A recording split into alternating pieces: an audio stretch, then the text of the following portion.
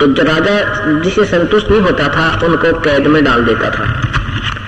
एक अष्टावक्र नाम का विद्वान पुरुष था, बालक था, और उसको किसी ने बच्चों ने खेल, अष्टावक्र का था वो 8 जगह से मुड़ा हुआ था, बांगा टेढ़ा की तरह, आंगड़ी टेढ़ी की तरह, को बान ओरी की तरह, गर्दन ऐसे है, कतनू है, गोडे मुड़ रहे हैं, ऐसा 8 जगह। तो उसमें बैंड था, वक्र माने मोड़।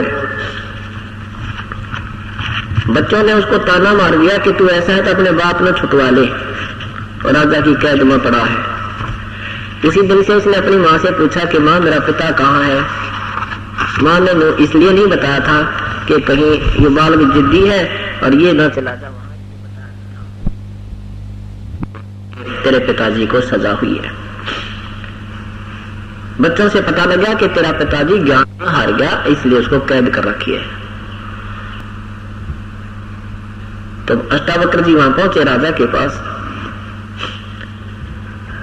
उस दिन और भी विद्वान लोग बुला रखे थे। जो ही अष्टावक्र जी अंदर गए तो सभी जो विद्वान पुरुष राजा की सभा में बैठे थे, ब्राह्मण लोग, वो अष्टावक्र को देख करके हंसने लग गए, खिल्ली उड़ाई। और जिससे राजा प्रश्न उत्तर करता था उसको ऊंचे आसन पर बैठाता था ताकि सब सुने और देखें। तो अष्टावक्र को जो सिंहासन पर बैठाया तो सब हंसने लग गए, वो दर्शक विद्वान पुरुष ब्राह्मण लोग। अष्टावक्र ने कहा कि राजन, तो आप इन चमारों की सभा में इन चमारों की सभा में इनसे तो आप क्या प्रश्न उत्तर प्राप्त करोगे, इनसे क्या ज्ञान प्राप्त करोगे? तो सारे चमार बैठे हैं, इनको तो चाम का ज्ञान है, भगवान का ज्ञान नहीं है। ये मेरे इस बांगे टेढ़े शरीर में देखकर दांतरे निकाल रहे हैं, ये परिचित नहीं है प्रभु की परिभाषा। तो परमात्मा में याद दिलाते हैं कि राम रटत कोड़ी भलो, चो पड़े जो चाम, ये सुंदर शरीर किस काम का, जिस्म का नाही नाम। कबीर जिव्या तो वाहे भली, जोरट हरि नाम, नहीं तो काट फेंक दियो भाई मुख में भला ना चाम।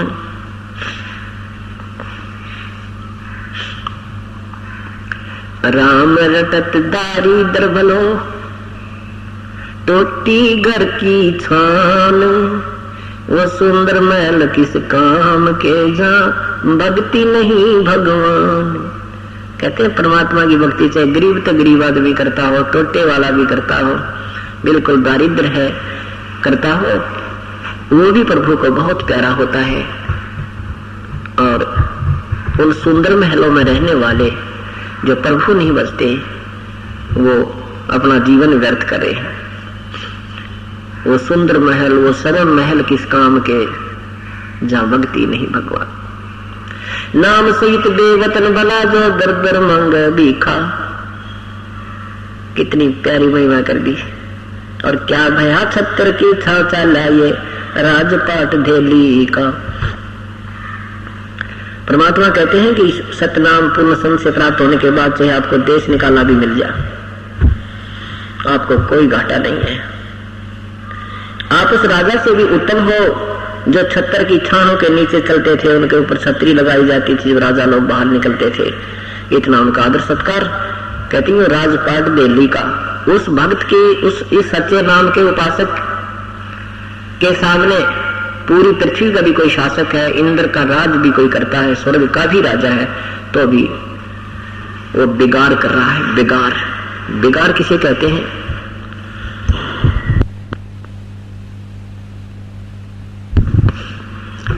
बिगाड़ किसे कहते हैं? जैसे पहले समय में ये पुलिस वाले इन 3 व्हीलर वालों में पकड़ ले जाया करते थे और किसी सरकारी काम के लिए इधर उधर हटाए जाते, सारा दिन घुमाते थे। वो तेल भी अपने पास से डलवाता था, खाना भी अपनी जेब से खाता था, और 1 मिनट की फुर्सत नहीं होती थी। वहां चल। रात सुबह 6 बजे ले जाते, रात के 12 बजे छोड़ते। अगले दिन उससे पूछा करते थे साथी कि कल ना दिखा, कहाँ गया था? तो वो कहा करता, कल मैं बेगार में फंस रहा था, कल मैं बेगार में फंस गया था। रात में 11-12 बजे आया, भाई 200 रुपये दफ्तर लाया, रोटी अपने पल्ले से खाई और पैसा एक बचा नहीं। कमाई एक नए पैसे की नहीं और घूमता दिखा, वो 3 व्हीलर चालता दिखा, सारा दिन घूम रहा था, यानी उसकी 1 मिनट की फुर्सत नहीं, टाइम नहीं था रुकने का, और पैसा आउटपुट कुछ नहीं, लाभ कोई नहीं। इसको बेगार कहा करते हैं। इसी का प्रमाण परमात्मा गरीबदास साहब जी कहते हैं कि परमात्मा की जो अगम निगम को खोजे ले, वही बुद्धि विवेक विचारे, उदय अस्त का राज मिले तो बिन नाम बेगारे।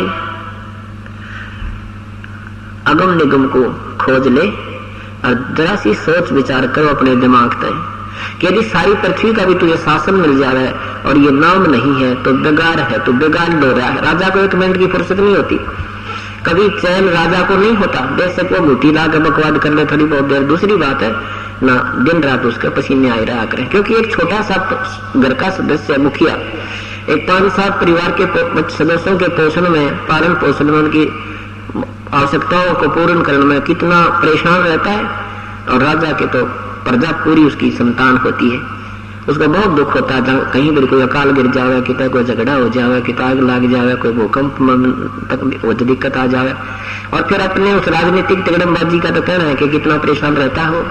इसलिए बताते हैं कि यदि उदय अस्त का भी तुझे राज मिल जाए, पूरी पृथ्वी का भी शासन आपको प्राप्त हो जाए, तो भी बिना भक्ति बिना सतनाम के वो बेगार है, बेगार।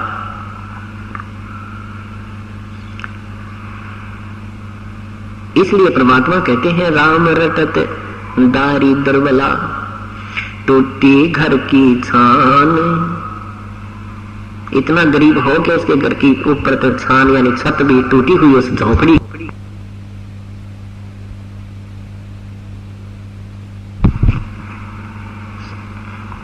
और वो सत भक्ति कर रहा है, तो परमात्मा कहते हैं वो सुंदर महल किस काम के, वो सोने के महल किस काम के, जहां भक्ति नहीं भगवान, जहां भगवान की भक्ति नहीं है।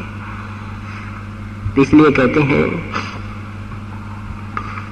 नर सुन रे मोड गंवारा, भाई राम भजन तत्सारा। नर सुन रे मोड गंवारा, ये तो राम भजन तत्सारा। कहते रहे नादान प्राणी काल के जान में फंस के तो अब प्राप्त करके थोड़ी सी कोई कार कोठी, थोड़ी छोटी मोटी कोई पद पोस्ट भूल गया भगवान को। यहां अगर कोई चीज इस सृष्टि में सार है यानी वास्तविक है तो परमात्मा की भक्ति ही है, बाकी सब अवास्तविक है, नाशवान है, असथाई। नर सुन रे मूड गंवारा, राम भजन तत्सारा। राम भजन बिन बैल बनेगा, ये सुकर स्वान शरीरम। कौआ खर की दे धरोगे, मैं नया तक सीरम। कीट पतंग भवंग होते हैं, गिद्दड़ जम्बक जोनी। बिना भजन जड़ वृक्ष कीजिए, पद बिन काया सोनी। भक्ति बिना नरखर एक है, जिन हर पद नहीं जाना। पार ब्रह्म की परख नहीं रे, पूज मेरे पाषाण।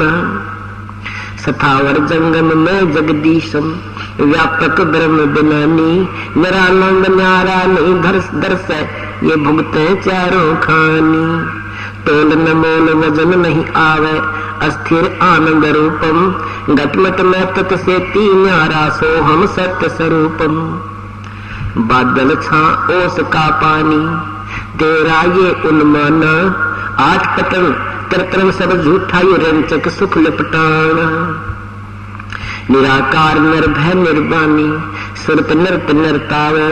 आत्म राम अतीत पुरुष को, आत्म राम कबीर पुरुष को, गरीबदास न्यो पावे। कितनी प्यारी बात महिमा गाई है परमात्मा के। भक्ति ना करने से क्या क्या दुख होंगे इस प्राणी को ही याद दिलाया है। नर सुन रे मूड गवारा, भाई राम भजन तत्सारा। राम भजन बिन बैल बनेगा। हे भगवान, पुण्यात्माओं, जब तक हमारे अंदर भक्ति प्रवेश नहीं होती, अंतःकरण हमारा साफ नहीं होता, तब तक ये बातें हमें अच्छी नहीं लगती कि हम कैसे बैल बनेंगे, हम कैसे गधे बनेंगे, कैसे गधी बनेंगे, ठाठ हो रहे हैं, बड़ी मौज माचरी है, फैक्ट्री है, कोठी है, कार है, कैसे गधे बनेंगे। ये तो हमारी अपनी सोच है ना, ये तो एक बालक की सोच है। परमात्मा जो कह रहे हैं उस पर हमें विचार करना पड़ेगा। उन्होंने वैसे नहीं कहा। पहले इस दास को जब ये कहानी पूरी समझ में आई, अपने साथियों को बताते थे, दोस्तों को भी समझाते थे, लेकिन परमात्मा की तरफ सिगर सी आकर नहीं लगता, अग्रसर नहीं होता प्राणी। बेशक वो कितने श्रद्धालु भी है, हम इतनी ही भक्ति चाहते थे कि जैसे कहीं आत्मा जो पुकार करती थी, क्योंकि आत्मा का आहार परमात्मा की भक्ति, शुभ कर्म, धर्म आदि करना ही होता है, और मन का आहार बकवाद करना होता है। शराब पीना, मांस खाना, सिगरेट पीना, तमाशा देखना, धन जोड़ दौड़ कर इकट्ठे कर करके एक कोठी बना ले, दो बना ले, एक और बना ले, दो प्लाट ले ले, और फिर मृत्यु हो जा, फिर ये पशु बना पावे। उस कोठी की छाया में भी बाहर भी नहीं बैठ सकता ये नादान प्राणी। और मन का ये सांग है कि ये नूराजी की परमात्मा की भक्ति ना करे और ये ऊट पटांग कामों में ये आत्मा लगी रहे। जब आत्मा की पुकार होती थी, आत्मा की कई तरफ होती थी, तो इसको ले जाता था ये मन। कहाँ? मंदिर में धोख मार ले, गंगा जी में नहा ले, बेड़ा पार हो जाएगा, 7 बार हनुमान चालीसा कर ले, शुक्रवार का व्रत कर ले, मंगलवार का व्रत कर ले। और ये आत्मा बेचारी इस मन के बहकावे में आके लगी रहती थी। बस फिर गुट्टी भी ला ले, बीड़ी भी पी ले, ताश खेल ले, सिनेमा देख ले, वो भी पैरेलल काम चलता रहता था। तो परमात्मा कहते नहीं। अब पता लगा जिस भक्ति मार्ग पर आए तो मन अब भी बकवाद करने की चेष्टा करता है, लेकिन अब आत्मा का आहार ज्यादा हो गया और मन का आहार बिल्कुल समाप्त ही हो चुका है। अब मन कमजोर हो गया, आत्मा तगड़ी होगी। अब ये इसकी बातों में आती नहीं। इसलिए परमात्मा हमें याद दिलाते हैं कि हम परमात्मा की भक्ति पर जब लगेंगे तभी हमें ज्ञान होगा। तो जब समझाते थे उन अनजानों को कि भाई भगवान की भक्ति कर लो, नहीं तो पशु बनोगे, बैल बनोगे, तो क्या कहते थे? किसने देखा भाई, किसने देखा आगे का क्या बनेंगे? चलो हमने नहीं देखा, संत बता रहे हैं। ये कोई बालक थोड़े ही थे, अनजान थोड़े ही थे, और इन्होंने देखा, इनकी आंखें थी, हम अंधे हैं। और अंधों को कोई आंखों वाला बताता है, उसकी वो मानता नहीं, और उसके आंख है नहीं और स्पीड खींच रहा, चल रहा स्पीड पे। तो रास्ते में कोई सूरदास जा रहा था, आगे से किसी ने बताया कि भाई इधर कहाँ जा रहे हो? ये तो आगे बहुत भयंकर वन है और इसमें एक बार सूरदास प्रवेश कर गया तो तेरा जीवन व्यर्थ है। कोई हिंसक जानवर खा जाएंगे और नहीं तो उसमें आवाजें लगा लगा मर जाएगा, तुझे रास्ता नहीं मिलेगा, वापस आ जा तू। अब इस सूरदास को यानी इस अंधे को ये सोचना चाहिए था कि आंखों वाला तेरा हितैषी है, ये इसलिए कोई दुश्मनी नहीं तुझे जो मार्गदर्शन कर रहा है कि ये रास्ता जिस तू जा रहा है ये ठीक नहीं है, बड़ा भयंकर है। तो उस अंधे को चाहिए कि वो उसकी कहते ही पूछे भी कौन सा रास्ता ठीक है, मुझे उस रास्ते बता दो, वो रास्ता मुझे बता दो, मैं उधर चला जाऊंगा। इतना ही काम चाहिए था बस। और वो अंधा कहे कि किसने देखा है, देखी जागी जो होगी, आगे का किसने मेरा, जान दे मुझे मत रोक। ये कोई बात समझदारी की, इस नादान की? आगे क्या देखेगा वो, जो है जानवर खा जाएंगे तुझे। ऐसे ही वो लोग कहा करते थे कि आगे का किसने देखा, न कोई देखी जाएगी। वो कारण ये था कि श्याम की गुटी छूटे ना, कोई सिगरेट पीता है, बीड़ी पीता, तंबाकू प्रयोग करता है, वो छूटती ना। श्याम में सिनेमा वगैरह देखे, इधर उधर बकवादा में जाते हैं, वो छोड़नी पड़ेगी क्योंकि परमात्मा की भक्ति करनी है। तो इन बुराइयों से दूर होना ही पड़ेगा। अब किसान खेत में बीज बीजता है तो जमीन को साफ पहले करेगा ही करेगा। और वो नौका में बीज नहीं बीजा जाता ना उसकी फिर उपलब्धि होती। तो ये अंदर जो हमने अपने अंतःकरण में ये धूम्रपान, शराब पान, मदिरापान, मांस आहार, ताश खेलना, सांग सिनेमा, बकवाद गढ़ना, सारा दिन दातरे काटना, इधर की उधर चुटकुले सुनाना और सुनाना, ये जो कुबार भर रखा है ये साफ करना पड़ेगा। और इसमें भी परमात्मा आपको बहुत सहयोग देगा, क्योंकि जीव के बस का नहीं है कि वो एक बीड़ी भी छोड़ दे। शिक्षा देने वालों की कमी नहीं, विद्यार्थियों को अध्यापक भी कहते हैं बीड़ी नहीं पीनी चाहिए, शराब भी नहीं पीनी चाहिए, मांस नहीं खाना चाहिए। ऐसे ऐसे माता पिता भी बच्चों को शिक्षा देते हैं, पर असर किसी का नहीं होता। क्यों नहीं उनका अमल असर क्यों नहीं होता? क्योंकि उनकी शब्द में शक्ति नहीं होती। और वो बातें संत कहेगा और तुरंत छूट जाएंगी, क्योंकि उसकी शब्द में शक्ति है, परमात्मा का भेजा हुआ होता है। उसमें थोड़ी सी आस्था आपने भी करनी पड़ेगी हृदय से। जब आपको समझ में आ जाएगा कि इस मार्ग, ये मार्ग है, इसके बिना ये जीवन बहुत बर्बाद हो जाएगा और आपसे विकार नहीं छूट रहे हैं, जिस दिन आप हृदय से पुकार करोगे, हे भगवान आप ही निकाल सकते हो मुझे इस नरक से। आत्मा जब आत्मा से, मन की नहीं सुनता परमात्मा, उसी दिन इस मन का ये लगाम डाल देगा परमात्मा। और फिर आपको उसी सिगरेट या बीड़ी के धुएं से चक्कर आया करेंगे, आपको नहीं सुहागा। जो पहले एक एक डिब्बी पी जाया करते सिगरेटों की, बीड़ियों की, फिर आपको कोई और भी पी रहा होगा बस में या कोई घर में, तो आपको नहीं सुहाएगा, क्योंकि आपका अंतःकरण साफ हो गया।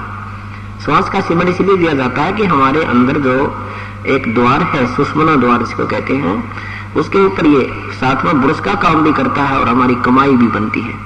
तो वो बिल्कुल साफ हो जाता है और फिर इसके उस साफ हुए हुए उस द्वार पर जब फिर दोबारा कोई धुआं टकराता है तो उससे स्वीकार नहीं करता कि वो निर्मल हो चुका है, पहले उस पर परत जम चुकी थी।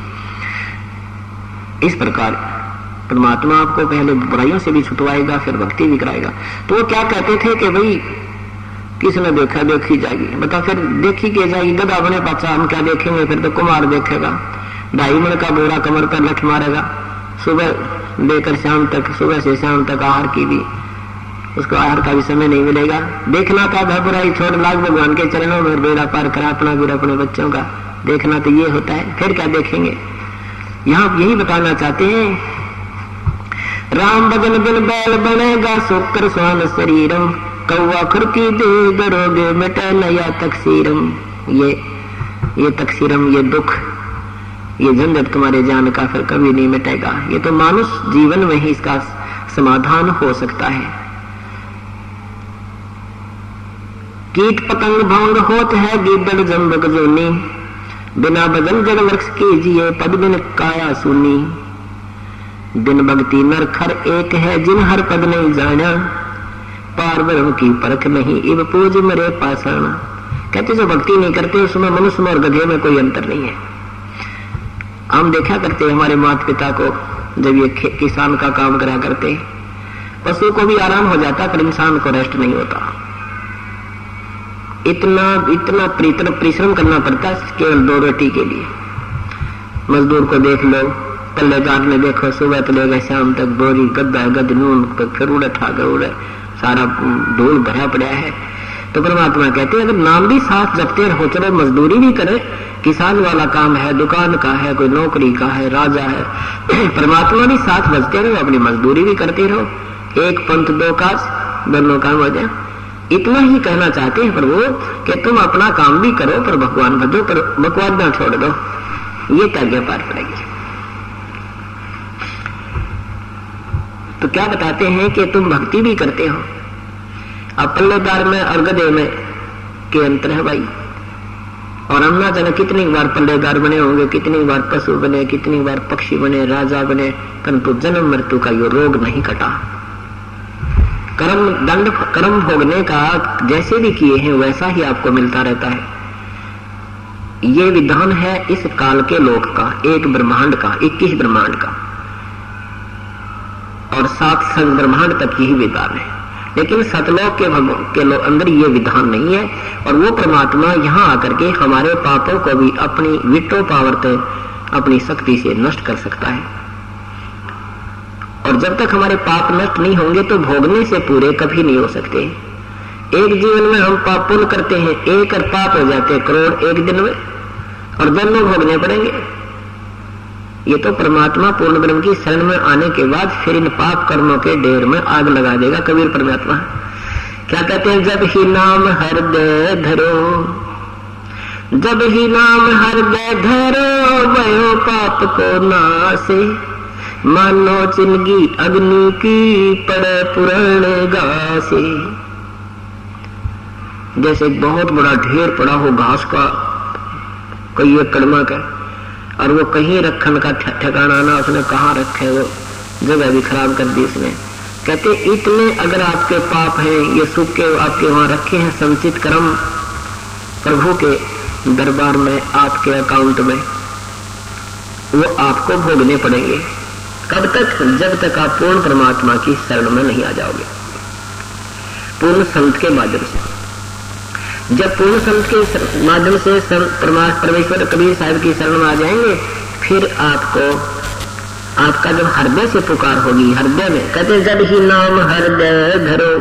हृदय धरण का मतलब है सच्चे दिल से स्वीकार परमात्मा ने कर लोगे कि आपके बिना परमात्मा मेरा कोई नहीं है। जिस दिन आपकी स्थिति आ जाएगी, बंदी छोड़ दयाल जी तुम तक हमारी दौड़ी, जैसे कागज जहाज का अब सोजत और न ठोरी।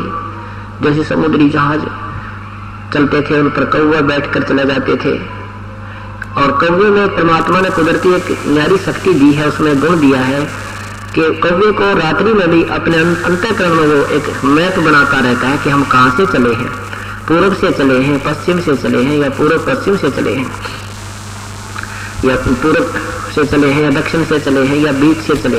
यानी उसके अंदर एक ऐसा गुण है कि जब सूर्योदय होगा तो उसको याद रहता है कि हम इधर से आए। तो पहले पुराने समय में जब जहाज चला करते समुद्री, दिशा सूचक उनके विश्वसनीय नहीं होते थे। क्यों नहीं होते थे? क्योंकि बीच में कई चुंबकीय चट्टानें आ जाती थी, जिस कारण से वो उनका इंस्ट्रूमेंट वो दिशा सूचक गड़बड़ी कर देता था।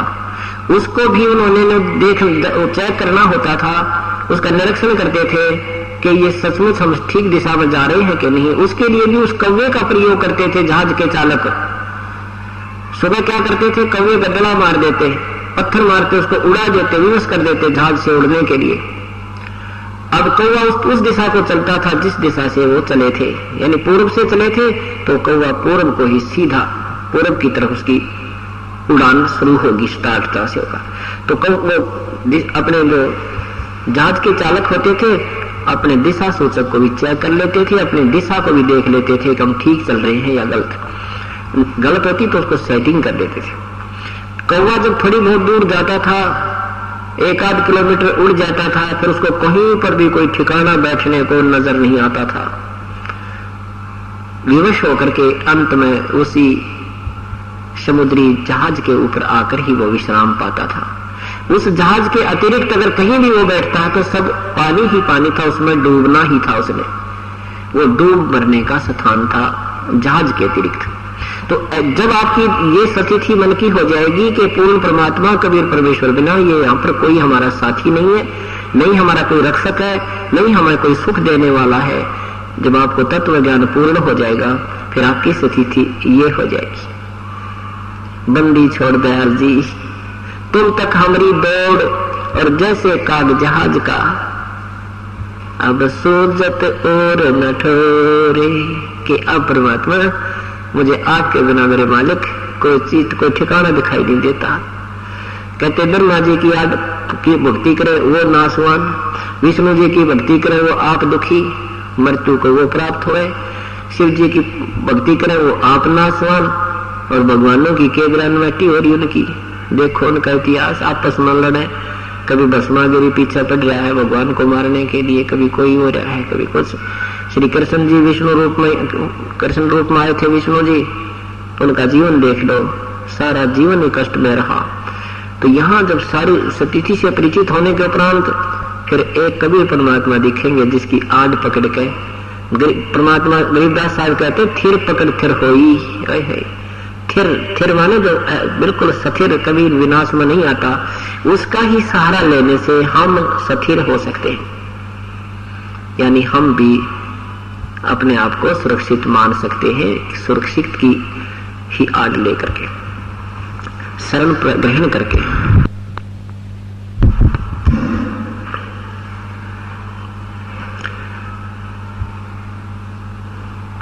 तो उसमें कहते हैं जब ही नाम हृदय धरो भयो पाप को नासे। जब आपके दिल में आ जाएगी, कहती आत्मा पुकार न्यारी होती है, मन की बकवाद न्यारी होती है। जिस दिन आपने आत्मा जब आपकी रो के मालिक से अर्ज करेगी, क्योंकि ये आत्मा का पिता है, ये अपनी आत्मा को रोती नहीं दे सकता, पर यार रोती है कोई ना उसके लिए। या तो बेटा न रोए, का बेटी न रोए, का कार न रोए, का कोठी न रोए, ये मन रोएगा से इसने। और वो परमात्मा ने विधान बना रखा है, अगर जैसा तेरा कर्म है वही दूंगा। और इस शरण में आने के बाद फिर बेटे बेटों के लिए भी तो आत्मा रोएगी, इनको भी सुख देगा ये, पर उसमें अंतर्भाव होगा। आपकी कमाई से उधर कन्वर्ट किया जाएगा जो बच्चे नाम नहीं ले रहे, और जो बच्चे भी साथ में नाम ले रहे हैं, तेरा हो सकता है कोई ना फिर थोड़ा बहुत क्रेडिट दे भी देंगे तो कोई दिक्कत नहीं आती, लेकिन हम समझदार हो जाएंगे, बच्चों को उतना देंगे जितने नहीं हो सकता है।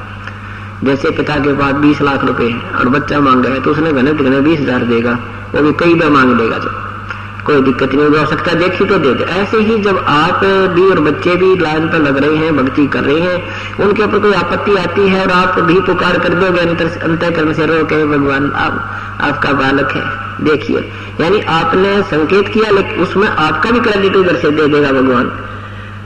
आपकी कमाई से भी उस बच्चे को राहत दे सकता है, दे देगा, चाहे नाम ना ले रहा उसको भी दे देगा, लेकिन आपकी कमाई खत्म होने लग जाएगी।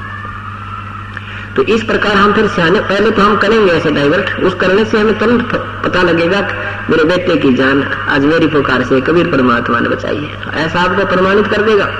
फिर आप सियाने हो जाओगे, बड़े हो जाओगे, फिर समझने लग जाओगे कि नहीं, बच्चे को ही कहेंगे बेटा भगवान याद करे, पुकार कर भगवान के आगे, फिर उसी के क्रेडिट उसी को मिलेगा, और फिर उसके पास एक विटो पावर भी है।